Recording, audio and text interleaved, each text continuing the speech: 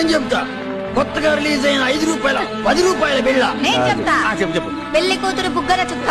నేను నరహరి గారి ప్యాంటు మొత్తం. సముద్రంలో కాకిరెట్ట. నీ పొంద నేను కరెక్ట్ చెబుతా. ఈ మధ్యనే భూమధ్య రేఖ దగ్గరగా వచ్చిన అంగారగ్రహం. చెప్తా. ఐశ్వర్యరాయ్ బొడ్డు. నేను ఓజోన్ లేయర్ కి పన్న కన్నం. కాదు, నేను చెప్తా. సింప్రాన్ పైపేద మీద పుట్టుపచ్చ. నేను చెప్తా.